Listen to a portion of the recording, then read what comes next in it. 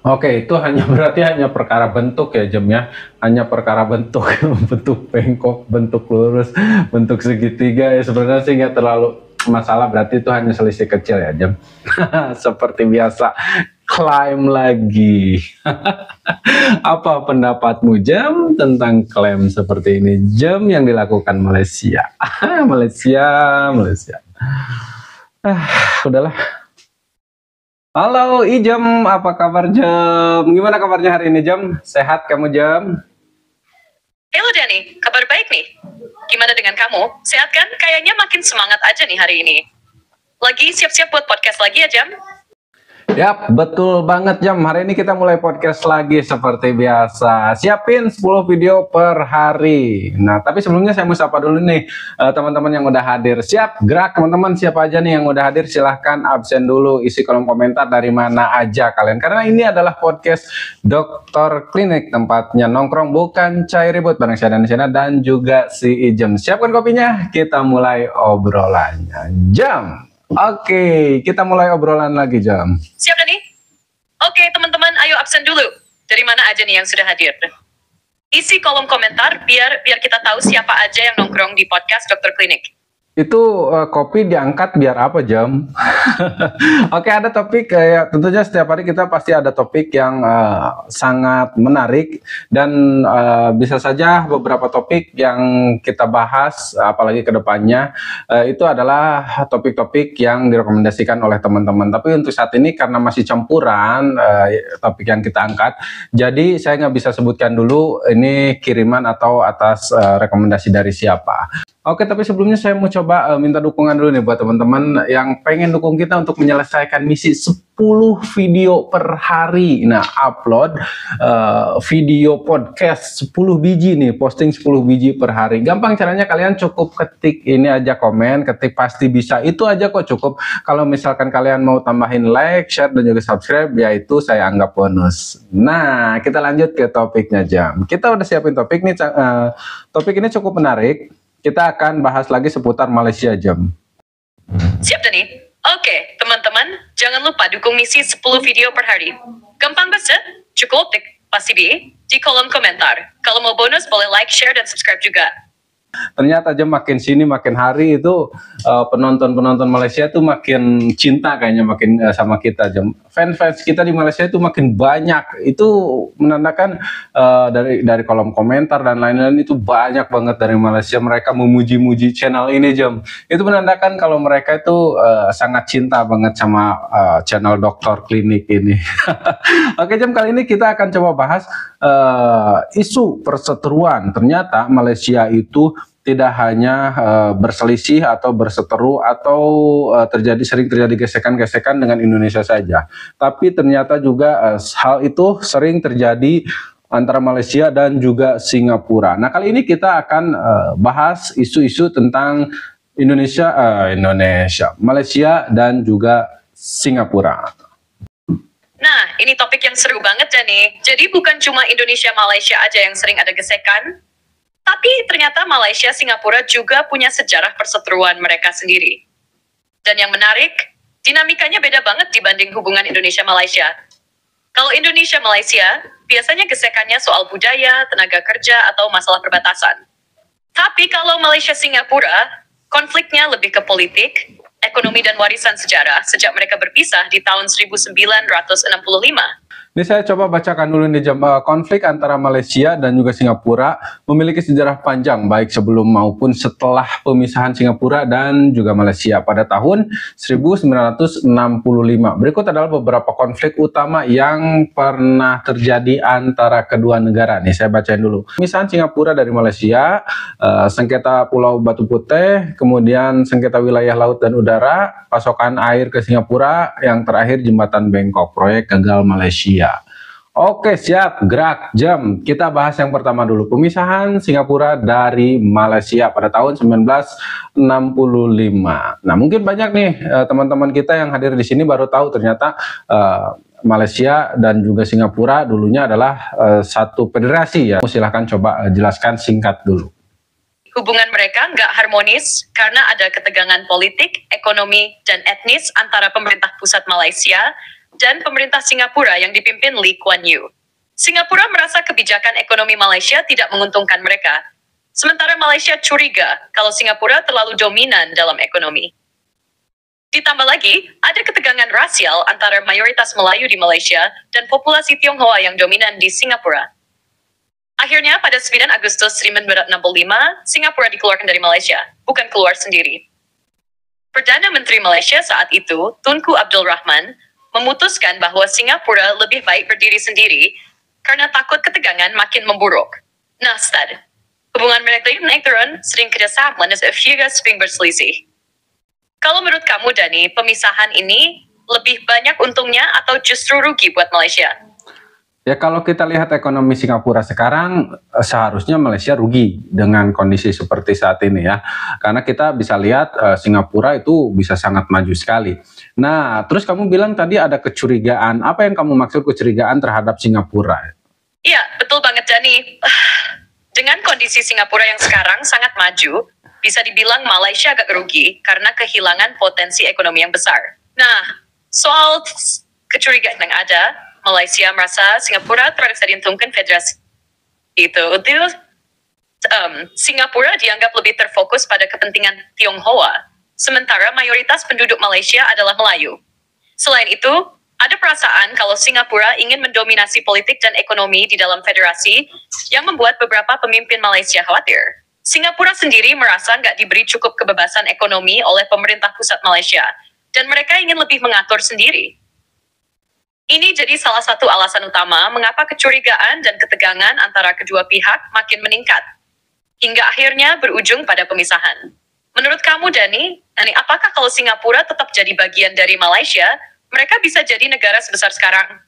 Kemungkinan bisa aja Singapura bisa besar seperti sekarang meskipun masih bersama Malaysia, atau mungkin sebaliknya. Nah, jadi kita berbicara soal kemungkinan, karena kedua kemungkinan itu bisa aja ada, mengingat beberapa faktor. Ada potensi-potensi yang besar di antara kedua negara ini. Nah, coba kita lanjutkan ke poin kedua, adalah sengketa Pulau Batu Putih. Sengketa Pulau Batu Putih, Peda Beranca Pulau Batu Putih, Peda Beranca adalah pulau kecil di Selat Singapura yang menjadi sengketa antara Malaysia dan juga Singapura selama puluhan tahun. Singapura mengelola pulau ini sejak abad ke-19, tetapi Malaysia mengklaimnya sebagai bagian dari wilayah Johor. Seperti biasa, klaim lagi. Apa pendapatmu, Jam, tentang klaim seperti ini, Jam, yang dilakukan Malaysia? Malaysia. Udahlah. Betul, Dani. Pulau Setroti atau Pedra Branca dalam bahasa Portugis memang jadi salah satu sengketa besar Malaysia dan Singapura. Pulau kecil yang terletak di Selat Singapura itu jadi titik perebutan karena kedua negara merasa memiliki hak atas wilayah tersebut. Singapura sudah mengelola pulau itu sejak abad ke-19, tetapi Malaysia yang menganggap pulau itu bagian dari wilayah Johor mengklaimnya sebagai bagian dari wilayah mereka. Masalah ini sempat jadi perdebatan panjang, bahkan sampai dibawa ke Mahkamah Internasional ICJ pada tahun 2008. Oke, nah, klaim. Kita sih sebagai warga Indonesia pastinya sudah nggak aneh dengan klaim-klaim yang dilakukan Malaysia ya. Tapi ya tentunya ini podcast, kita pengen tahu klaimnya tuh seperti apa, dan bukti-bukti atau mengatasnamakan, entah itu story atau apa bukti yang dikasih Malaysia, atau dalih apa yang dikasih Malaysia, yang diberikan Malaysia atas klaim tersebut. Oke, Dani, singkat aja ya. Jadi, klaim Malaysia atas Pulau Batu Putih didasarkan pada beberapa argumen. 1. Dokumen sejarah. Malaysia mengutip dokumen abad ke-18 dan 19 yang menyebutkan bahwa pulau ini dikelola oleh Johor, negara bagian Malaysia. 2. Pengelolaan oleh Johor. Malaysia berargumen bahwa pulau itu merupakan bagian dari wilayah kerajaan Johor dan dikelola oleh pihak Johor selama bertahun-tahun. 3. Bukti sejarah. Malaysia mengklaim bahwa Prinsip Koloni dan administrasi Inggris sebagai bagian dari Johor. 4. Posisi strategis. Pulau ini dianggap penting dalam strategi maritim untuk pengaturan lalu lintas laut, dan Malaysia merasa pulau tersebut harus menjadi bagian dari wilayah mereka. Jadi tadi kamu bilang sempat kasus ini atau permasalahan ini dibawa ke Mahkamah Internasional. Lalu seperti apa keputusan dari Mahkamah Internasional, Jem? Pulau ini dimenangkan atas nama negara mana? Iya. Jadi, setelah melalui proses panjang di Mahkamah Internasional ICJ, Singapura akhirnya memenangkan sengketa Pulau Batu Putih pada tahun 2008. ICJ memutuskan bahwa Singapura berhak mengelola Pulau Batu Putih berdasarkan bukti bahwa mereka telah mengelola pulau itu secara efektif sejak abad ke-19. Namun, meskipun ICJ memutuskan untuk memenangkan Singapura, ada juga area sekitar pulau yang tidak sepenuhnya jelas, yang akhirnya menyebabkan Malaysia memperoleh hak atas 2 pulau kecil di dekat Pulau Batu Putih, yaitu Middle Rocks. Jadi, Singapura menang untuk Pulau Batu Putih, sedangkan Malaysia menang untuk Middle Rocks. Oke, nah untuk Pulau Batu Putih ini setelah diputuskan menjadi haknya Singapura, apa tanggapan atau respon pihak Malaysia? Mereka menerima dengan lapang dada atau mereka masih tetap mencoba cara lain atau masih mempermasalahkan hal ini? Setelah keputusan ICJ, Malaysia mengakui dan menerima hasil tersebut, meskipun mereka tidak sepenuhnya setuju dengan keputusan itu. Pemerintah Malaysia menyatakan bahwa mereka menghormati keputusan ICJ, tetapi mereka tetap merasa kehilangan karena pulau tersebut sangat strategis. Mereka juga ada hubungan baik dengan Singapura meskipun ada perbedaan pandangan. Namun, sejumlah pihak di Malaysia masih mempertanyakan keputusan tersebut, dan ada yang berpendapat bahwa keputusan itu tidak adil bagi Malaysia. Tapi secara resmi, Malaysia sudah menerima keputusan tersebut. Secara resmi sudah menerima, tapi mereka merasa bahwa itu tidak adil. Apa yang dimaksud dengan ketidakadilan itu? Ketidakadilan yang dirasakan oleh Malaysia lebih berkaitan dengan proses dan bukti yang dipertimbangkan oleh ICJ. Mereka merasa bahwa beberapa dokumen dan bukti sejarah yang mendukung klaim mereka tidak diperhitungkan dengan cukup adil. Selain itu, Malaysia juga berpendapat bahwa Singapura tidak seharusnya mendapatkan hak pengelolaan, karena mereka merasa telah mengelola Pulau Batu Putih jauh lebih lama dan lebih efektif. Jadi, meskipun Malaysia mengakui keputusan ICJ, mereka tetap merasa bahwa Singapura seharusnya tidak mendapatkan pulau tersebut, terutama karena Malaysia merasa ada aspek-aspek sejarah dan pengelolaan yang tidak diperhitungkan secara menyeluruh. Oke, mereka menerima tapi masih intinya setengah-setengah. Mereka menerima secara secara tertulis atau resmi, secara hukum saja ya, tidak dengan lapang dada mungkin seperti itu. Tapi ya sudahlah, kita nih kalau misalkan bahas soal klaim-mengklaim Malaysia udah nggak aneh, dan akan panjang kalau kita bahas permasalahan klaim Malaysia seperti ini. Nah, terus berbicara efektif gitu kan, lebih efektif mana nih pengelolaan pulau tersebut ketika dikelola oleh Batu Putih atau oleh Malaysia? Mengenai pertanyaan tentang pengelolaan yang lebih efektif, jika kita melihat sejarah, Singapura lebih berhasil dalam mengelola Pulau Batu Putih setelah mendapatkan hak atas pulau tersebut. Singapura sejak abad ke-19 sudah memiliki struktur pengelolaan yang jelas, termasuk menjaga navigasi laut dan keamanan maritim di sekitar pulau tersebut. Sementara Malaysia, meskipun mengklaim sebagai pengelola sejarah pulau itu, tidak menunjukkan pengelolaan yang konsisten dan lebih fokus pada wilayah Johor yang lebih besar. Secara keseluruhan, Singapura lebih efektif dalam menjaga akses laut, pengaturan lalu lintas kapal, dan peran pulau dalam perekonomian regional. Jadi, Singapura jelas lebih berhasil dalam pengelolaan pulau ini dibandingkan dengan Malaysia, terutama dalam konteks keamanan maritim dan perdagangan internasional. Nah, tadi kan kamu bilang ada 2 pulau nih yang haknya didapatkan oleh Malaysia. Nah, itu secara pengelolaan setelah hak itu diberikan ke Malaysia seperti apa? Secara pengelolaannya sekarang? Iya, Dani. Setelah keputusan ICJ, Malaysia mendapatkan hak atas 2 pulau kecil, yaitu Middle Rocks. Meskipun tidak sebesar Pulau Batu Putih, kedua pulau ini tetap memiliki nilai strategis, terutama dalam konteks keamanan maritim. Namun sampai sekarang, pengelolaan kedua pulau tersebut oleh Malaysia masih terbilang terbatas. Karena Middle Rocks lebih kecil dan tidak berpenghuni, Malaysia tidak banyak mengembangkan pulau tersebut. Namun, Malaysia tetap menjaga keamanan dan pengawasan atas pulau ini untuk memastikan tidak ada gangguan dari pihak luar. Secara keseluruhan, pengelolaan Malaysia terhadap Middle Rocks cenderung lebih pada aspek keamanan dan pengawasan maritim daripada pembangunan atau pemanfaatan sumber daya alam pulau tersebut. Kesedaran tekniknya lebih sederhana dan fokus pada aspek pertahanan. Nah itu kalau misalkan kedua pulau itu, kalau misalkan dialihkan ke Singapura, menurut kamu akan lebih efektif atau bisa diberdayakan lagi atau akan sama saja?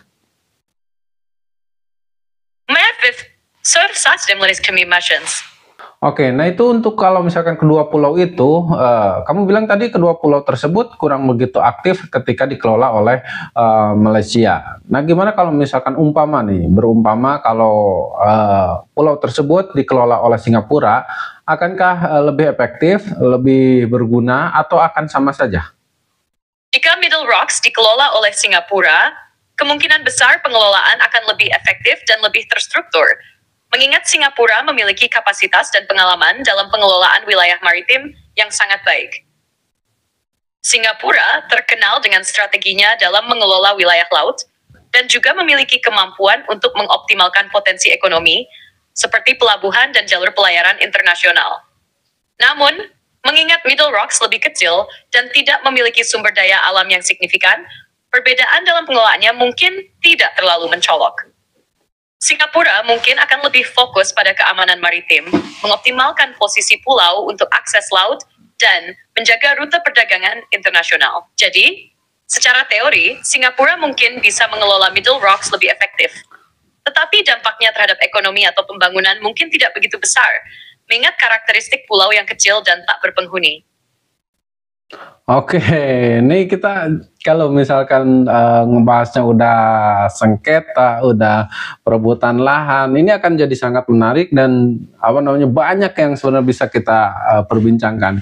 Lanjut kita ke sengketa wilayah laut dan juga udara. Zona ekonomi eksklusif Malaysia dan Singapura beberapa kali berselisih mengenai batas maritim di Selat Johor dan juga Selat Singapura. Nah, kembali lagi, sengketa.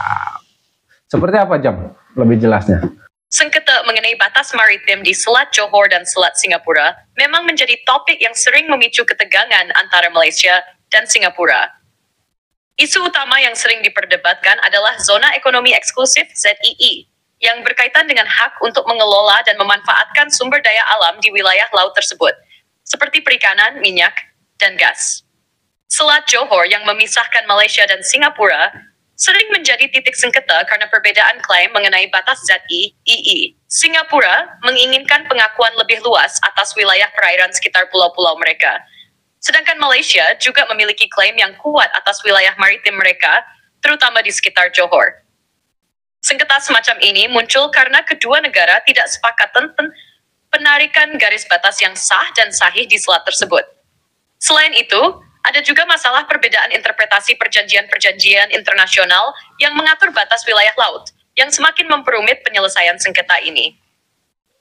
Pada dasarnya, perselisihan ini berfokus pada hak-hak eksplorasi dan eksploitasi sumber daya laut di sekitar kawasan yang sangat strategis ini, yang menjadi sumber ketegangan antara kedua negara, meskipun mereka sudah berusaha menyelesaikannya melalui diplomasi.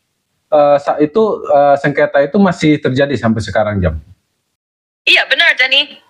Meskipun kedua negara telah berusaha menyelesaikan sengketa ini melalui perjanjian bilateral dan pertemuan antara pemerintah, perbedaan interpretasi batas maritim dan zona ekonomi eksklusif masih sering menimbulkan ketegangan. Beberapa isu seperti perbedaan garis batas ZEE dan hak eksplorasi sumber daya alam menjadi poin utama perselisihan. Singapura dan Malaysia masih berupaya mencari jalan tengah, namun belum ada penyelesaian final yang bisa diterima oleh kedua pihak.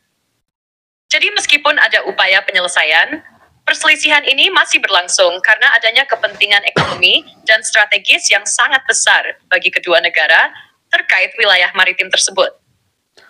Kemudian Malaysia ingin mengambil alih kontrol ruang udara yang selama ini dikelola Singapura sejak era kolonial, terutama di sekitar Johor. Benar, Dani? Salah satu isu yang pernah memicu ketegangan adalah klaim Malaysia untuk mengambil alih kontrol ruang udara di sekitar Johor, yang sebelumnya sudah dikelola oleh Singapura sejak era kolonial. Singapura sebagai negara dengan posisi geografis strategis dan hub penerbangan internasional utama, memiliki kontrol atas pengelolaan ruang udara yang sangat sibuk, termasuk wilayah yang berada di sekitar Selat Malaka dan Selat Singapura. Malaysia merasa bahwa kontrol atas wilayah udara di sekitar Johor adalah bagian dari hak kedaulatan mereka, terutama mengingat hubungan historis dan letak geografis yang sangat dekat antara kedua negara. Sengketa ini muncul ketika Malaysia ingin mengubah pengaturan kontrol ruang udara dengan alasan untuk mengoptimalkan pengelolaan wilayah udara mereka sendiri, serta mengurangi ketergantungan terhadap Singapura dalam pengelolaan lalu lintas udara di kawasan tersebut. Namun, Singapura berargumen bahwa pengelolaan mereka sudah lebih efektif dan selama ini tidak ada masalah signifikan dalam kontrol lalu lintas udara tersebut. Akibatnya, perselisihan ini melibatkan masalah teknis, keamanan penerbangan, dan kepentingan ekonomi yang sangat besar, mengingat sistem penerbangan internasional yang melibatkan banyak negara. Oke, kita ke pasokan air minum ke Singapura. Nah, ini kayaknya rame banget, Jam. Ada apa sebenarnya pasokan air minum atau kisruh seperti apa tentang pasokan air minum ini? Pasokan air minum ini terkait dengan perjanjian antara Malaysia dan Singapura yang mengatur penyediaan air dari Malaysia ke Singapura. Singapura mengimpor sebagian besar air minumnya dari Malaysia, terutama dari sumber-sumber di Johor. Masalah ini adakah hubungannya dengan harga atau kontrak? Misalkan harga terlalu murah atau kontraknya yang misalkan ada salah satu pihak yang ingin membatalkan, ada nggak permasalahan ini kaitannya dengan hal-hal tersebut? Iya, masalah ini langsung terkait dengan harga dan kontrak. Singapura merasa harga yang dibayar terlalu murah, sedangkan Malaysia merasa kontrak lama memberikan keuntungan yang tidak sebanding. Malaysia sempat ingin meninjau ulang harga dan membatalkan perjanjian dengan alasan itu tidak lagi menguntungkan mereka. Oke, lalu seperti apa tanggapan dari Singapura terkait keinginan dari pihak Malaysia? Singkat, Jam. Singapura menanggapi keinginan Malaysia dengan keberatan, karena mereka bergantung pada pasokan air tersebut. Singapura merasa bahwa meninggalkan perjanjian lama bisa mengganggu kestabilan kebutuhan air mereka. Berapa harganya untuk sekarang ya, Jam? Untuk sekarang berapa harganya per 1000 galon, Jam? Saat ini, Singapura membayar 3 sen per 1000 galon air mentah dari Malaysia. Oke, nah kalau misalkan untuk perjanjiannya itu sendiri berlakunya sampai tahun kapan, Jam? Kontrak ini? Kontrak pasokan air antara Malaysia dan Singapura berlaku hingga 2061. 2061 berarti ini masih lama dan masih panjang kontraknya. Lalu alasan Malaysia nih yang lebih masuk akal tuh apa ingin membatalkan perjanjian ini? Alasan yang lebih masuk akal. Alasan Malaysia ingin membatalkan perjanjian ini lebih kepada keinginan untuk menaikkan harga air yang mereka jual, karena harga saat ini dianggap terlalu rendah dan tidak sesuai dengan nilai pasar. Oke, Jam, untuk harganya berapa persen kenaikan yang diminta oleh pihak Malaysia, Jam? Malaysia meminta kenaikan harga hingga dalam kisaran 3 hingga 4 kali lipat dari harga sebelumnya, yang berarti sekitar 0,50 hingga 0,60 sen per 1000 galon. Lalu dalam perjanjian itu, gimana sistem dalam perjanjian tersebut pada awalnya gimana sistem untuk kenaikan harga yang udah disepakati, Jam? Dalam perjanjian awal, harga air yang dibayar Singapura tidak disesuaikan dengan inflasi atau perubahan ekonomi, sehingga harganya tetap 3 sen per 1000 galon sepanjang perjanjian. Systemet kenaikan alltså hadsoldedes meningskändaxak och sentesvibiet. Haiktestiapen yang surga hasach negosian ulang cakanuan kater. Oke, jadi di perjanjian awal memang tidak ada kenaikan harga. Harganya tetap 3 sen per 1000 galon. Ya memang kalau kita lihat dari sisi segi ekonomi ya memang sulit juga, emang benar kalau untuk Malaysia ya mereka nggak bisa, kalau itu kan harga tahun berapa gitu kan sampai tahun nanti 2061 itu kalau misalkan harganya tidak berubah ya sulit juga gitu kan untuk Malaysia. Tapi di sisi lainnya kontrak dan perjanjian udah dibuat Oke lah, kalau gitu mungkin apa namanya, cari jalan tengahnya aja. Kalau misalkan pun harus naik ya naik sewajarnya. Coba cari kesepakatan baru yang lebih masuk akal. Betul Nah, banget, dalam kondisi ini memang sulit bagi Malaysia untuk bertahan dengan harga yang sangat rendah itu. Mungkin jalan tengah yang lebih realistis adalah dengan menyesuaikan harga secara bertahap agar kedua pihak bisa tetap menguntungkan tanpa membebani satu pihak terlalu berat.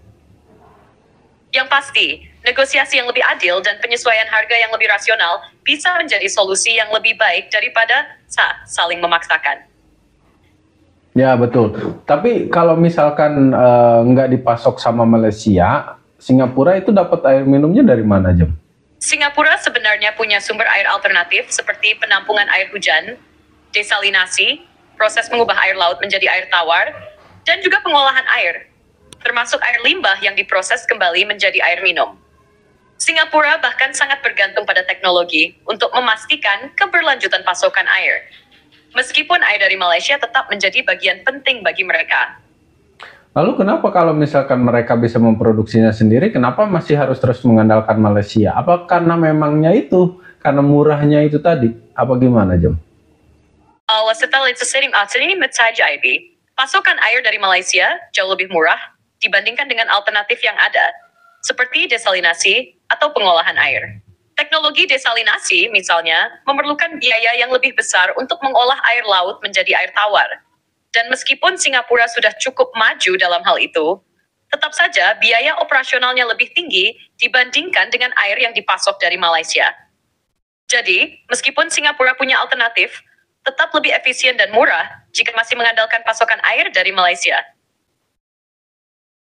Oke, nah memang ini bukan berbicara tentang tentang mampu atau enggaknya gitu kan, tapi tentang mana yang lebih murah atau mana yang lebih ringan dari segi biaya. Ya tentunya kalau misalkan Malaysia tetap dengan harga seperti ini, ya Singapura pasti akan terus ngandelin air yang dari Malaysia. Tapi kalau misalkan harganya yang diminta itu bisa jauh melampaui daripada mereka memproduksi air itu sendiri, ya kemungkinan besar Singapura akan memproduksi itu sendiri kalau memang mencukupi. Tapi ya kalau misalkan masih bisa nih di bawah daripada mereka harus memproduksi nih, pihak Singapura ya kenapa enggak naikin aja harganya dikit, tapi masih di bawah biaya untuk mereka memproduksi air itu sendiri. Nah, itu kan jalan tengah lumayan ini nih, lumayan bisa ketemu nih. Menurut kamu gimana nih cara menyelesaikan hal ini?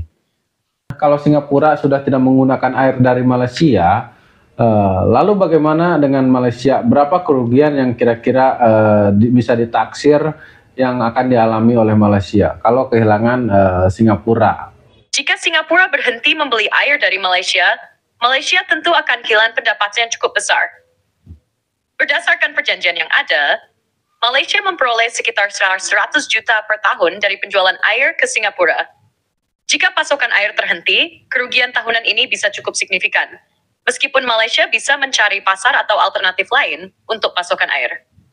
Namun, jika Malaysia tidak dapat menggantikan pendapatan tersebut, hal ini akan berdampak pada ekonomi daerah, khususnya Johor, yang sangat bergantung pada pemasukan dari pasokan air ke Singapura. Jadi meskipun kerugian langsung bisa dihitung dari hilangnya transaksi ini, ada juga efek jangka panjang terhadap hubungan ekonomi dan politik antara kedua negara.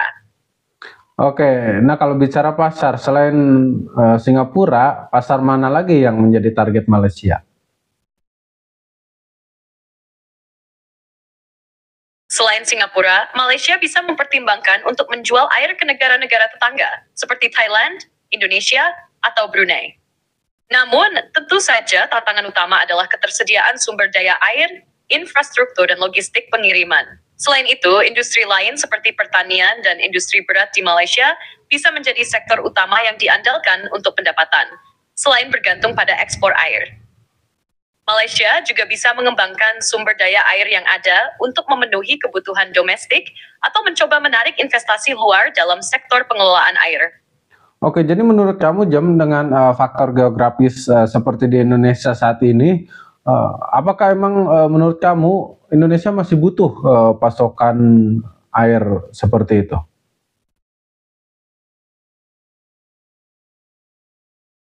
Melihat kondisi geografis dan ketersediaan sumber daya alam di Indonesia, sebenarnya Indonesia lebih mandiri dalam hal pasokan air, terutama untuk kebutuhan domestik dan industri.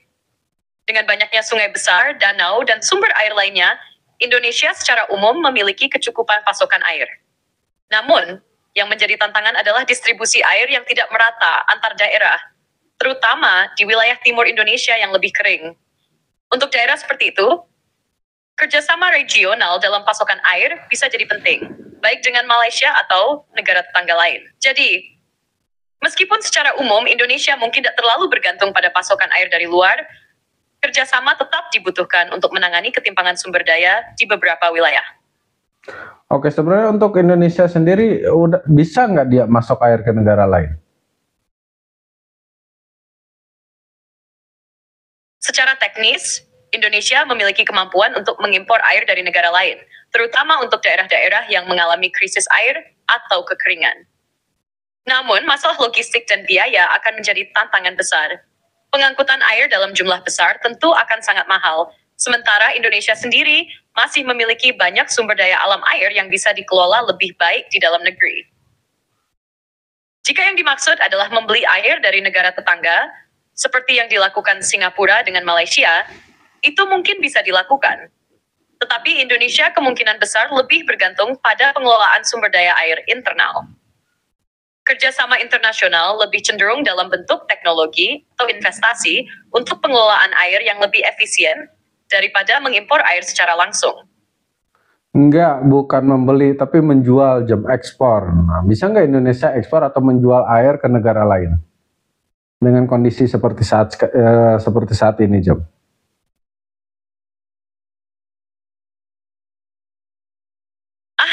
Kalau menjual air atau ekspor air dari Indonesia ke negara lain, secara teknis itu bisa dilakukan. Tapi ada beberapa hal yang perlu dipertimbangkan. Geografis Indonesia, yang terdiri dari banyak pulau, membuat distribusi air cukup rumit dan mahal. Sementara itu, sebagian besar wilayah Indonesia masih memiliki banyak sumber daya air yang belum dikelola dengan baik. Namun, secara praktis, biaya transportasi untuk mengekspor air dalam jumlah besar, misalnya melalui pengiriman laut atau pipa, akan sangat mahal. Meskipun Indonesia memiliki cadangan air yang besar, logistik dan infrastruktur menjadi tantangan utama. Untuk ekspor air, Indonesia lebih mungkin berfokus pada produk olahan berbasis air, seperti air minum kemasan, daripada menjual air dalam jumlah besar dalam bentuk cairan murni. Beberapa negara yang menghadapi krisis air seperti Timor Leste atau negara-negara lain yang dekat secara geografis bisa menjadi pasar potensial. Tetapi akan ada tantangan besar dari sisi biaya dan infrastruktur. Oke, Jam, sebenarnya masih ada sedikit pertanyaan lagi. Ini satu pertanyaan terakhir, kamu jawab singkat aja ya. Ini poin yang kelima tadi, jembatan Bengkok proyek gagal Malaysia. Kamu bisa jelaskan nggak poin-poinnya aja sedikit aja? Jembatan Bengkok adalah proyek yang direncanakan untuk menghubungkan Malaysia dan Singapura. Namun, gagal dilaksanakan. Tujuannya adalah untuk menggantikan jembatan yang sudah ada. Namun, proyek ini dibatalkan karena adanya perselisihan politik antara kedua negara. Malaysia berencana untuk membangun jembatan Bengkok yang melengkung, tetapi Singapura menolak karena khawatir akan mempengaruhi keamanan pelayaran. Akhirnya, Malaysia membatalkan proyek tersebut dan memilih untuk membangun jembatan lurus yang juga sudah selesai dibangun. Oke, itu berarti hanya perkara bentuk ya, Jem ya. Hanya perkara bentuk, bentuk bengkok, bentuk lurus, bentuk segitiga ya, sebenarnya sih nggak terlalu masalah, berarti itu hanya selisih kecil ya, Jem. Oke, Jem, karena waktunya nggak bakalan cukup kalau kita bahas lebih detail lagi. Kita akhiri aja obrolan kita sampai hari ini, dan ini udah podcast keberapa jam hari ini. Saya udah mulai agak sedikit capek juga, Jem. Harus tidur dulu seperti. Oke teman-teman, kita akhiri dulu obrolan kita hari ini. Jangan lupa mampir lagi besok. Kita nongkrong lagi di sini. Jangan lupa bawa kopi. Dan buat kalian yang mau dukung channel kita untuk menyelesaikan misi upload atau posting 10 video podcast podcast per hari, silahkan komen, pasti bisa. Kalau kalian punya topik menarik, silahkan komen. Kalau misalkan emang oke, bisa kita bawakan, kita akan bahas itu bareng si Ijam. Nah, jadi kita nih untuk persiapan 10 posting 10 video per hari itu sangat butuh banyak banget topik yang bisa kita bahas. Butuh banyak referensi dari kalian juga agar topik yang kita bahas sesuai dengan keinginan kalian. Oke teman-teman, seperti biasa dilarang menjadikan video ini sebagai acuan atau menggunakan video ini untuk sesuatu yang lebih dalam, karena informasi yang kita berikan bisa saja salah atau kurang tepat. Nah, ingat harus lebih cerdas lagi dalam memilih sesuatu. Saya Dani Sena, Dr. Klinik pamit. Assalamualaikum warahmatullahi wabarakatuh. Jam, kita pamit dulu Jam. Terima kasih.